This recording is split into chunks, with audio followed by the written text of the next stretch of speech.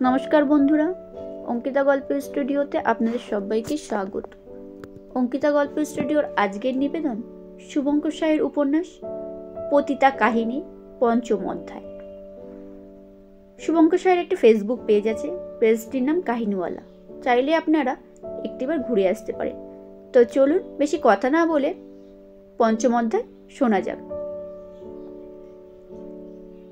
হাতে পিস্তলটা নিয়ে দরজার দিকে তাক করে তারা প্রশ্ন করল, কে? আরে আমি। গলাটা চিনতে পারল তারা। সেই ছেলেটা যে নিশাকে রূপমের বন্ধুর পরিচয় দিয়ে ওখানে এনেছে। গলার স্বর চিনতেই তারা পিস্তল নামিয়ে দরজা খুলে দিল।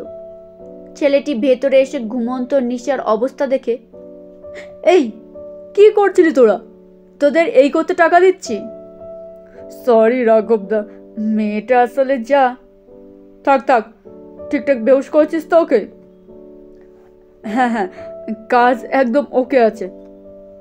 বেশ, তাহলে এক কাজ কর, ওকে সাবধানে নিয়ে গিয়ে গাড়িতে তোল। রাঘবদার নির্দেশ মতো মুখে মাস্ক পরা ছেলে দুটোর নিশার নিথর দেহটাকে খুব সাবধানে লোকচক্ষুর আড়ালে গাড়িতে নিয়ে গিয়ে বসলো।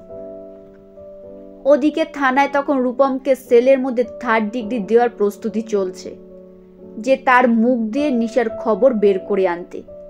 কিন্তু ঠিক এমন সময় থানার মধ্যে হাজির হলো পতিতাপল্লীর আরও কিছু মেয়ে।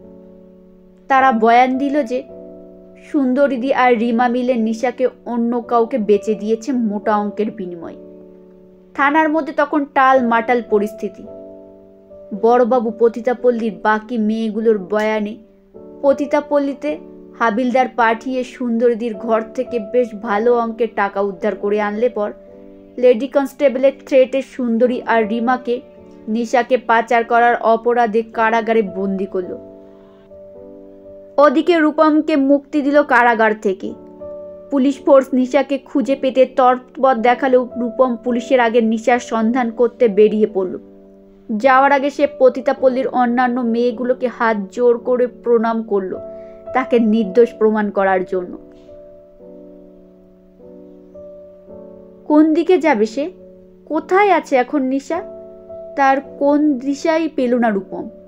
দিশে হারার মতো এদিক থেকে ওদিক করতে করতে রূপম লাল বাতির সিগনালে পড়ল। তার বাইকের চাকা দাঁড়িয়ে গেল। তার মাথাটা কাজ করছিল না। সে রাস্তার মাঝে মাথা চেপে ধরে চিৎকার করে উঠল। আর সেই চিৎকারেই হয়তো নিশার ঘুমটা ভেঙে গিয়েছিল কিনা জানি না। আসলে যে ট্রাফিক সিগন্যালে সে পড়েছিল, সেই সিগন্যালে একটা কালো কাচের ঢাকা গাড়িতে অচেতন অবস্থায় বসেছিল নিশা। হঠাৎই কিসের যেন একটা শব্দে তার অচেতনতা ভেঙে গেল। সে কালো কাচের ভেতর থেকে রূপমকে দেখতে পেয়েছিল। গাড়ির লকটা প্রায় খুলেই ফেলে একটা হাত বাইরে বের করে রূপম বলে অস্ফুটভাবে চেঁচিয়েছে কি, ভেতরে থাকা অন্য দুজন তাকে টেনে নিয়ে লকটা বন্ধ করলো। গাড়ির দরজা টানতে গিয়ে নিশার হাতের কটা চুড়ি ভেঙে পড়ল রাস্তায়, সাথে নিশার আঙুলের রক্ত। রূপমের বুকের ভেতরটা কেমন যেন নাড়া দিয়ে উঠেছিল কিছু একটা অনুভব করতে পেরে। সে ওই গায়েটার দিকে তাকালো। ভেতর থেকে নিশা তখন সব বাধা পেরিয়ে রূপমকে ডাকবার চেষ্টা করছে, কিন্তু কালো কাচের ওই দিক থেকে এর ঘটনা রূপমের চোখ পর্যন্ত পৌঁছলো না। সিগন্যাল উঠে গেলে পর রূপম এগিয়ে গেল সামনের দিকে, আর নিশা যে গাড়িটা আটকে ছিল সেটা এগিয়ে গেল রূপমের উল্টো দিকে। রূপমের কি মনে হলো সে সামনের একটা টান থেকে গাড়িটা সেই পথে ঘোরালো যে পথে নিশাকে নিয়ে যাওয়া হয়েছে। আর তখনই তার গাড়ির চাকার নিচে এসে পড়ল নিশার ভাঙা চুরির টুকরোগুলো। সে তো দেখেই চিনতে পারল যে এ তো নিশার হাতের চুরি। তবে কি? ঈশ্বরকে স্মরণ করে রূপম সেই দিকে গাড়িটা ছোটালো নিশাকে উদ্ধার করতে। রাস্তার অনেক শাখা আছে, কিন্তু রূপম মাথা ঠান্ডা করে ভাবল কোন পথে নিশাকে তারা নিয়ে যেতে পারে, কারণ তার ধারণা হয়েছিল নিশাকে ওরা বিদেশে পাচার করে দিতে পারে।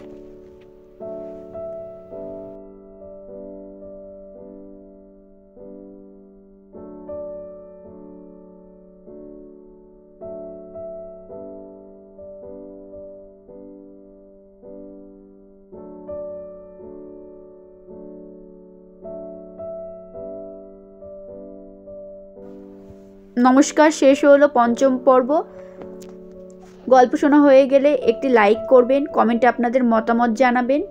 যেসব বন্ধুরা গল্প শোনেন তারা একটি লাইক করেন না, প্লিজ একটি লাইক করবেন, লাইকটা তো ফ্রি। আর যেসব বন্ধুরা আমার গল্প শোনেন এখনও আমার পরিবারের সদস্য হননি, তারা আমার চ্যানেলটি সাবস্ক্রাইব করে পাশে থাকা বেল আইকনটা প্রেস করে আমার পরিবারের সদস্য হওয়ার অনুরোধ রইল। যখনই কোনো গল্প আপলোড করবো তখনই আপনাদের কাছে নোটিফিকেশান চলে যাবে। আর শেয়ার করবেন কাছের আত্মীয় স্বজন বন্ধু বান্ধবদের কাছে। আর প্লিজ আপনাদের কাছে একটাই অনুরোধ, একটি লাইক করবেন আর কমেন্টে আপনাদের মতামত জানাবেন, তাতে কিন্তু আমার খুব ভালো লাগে।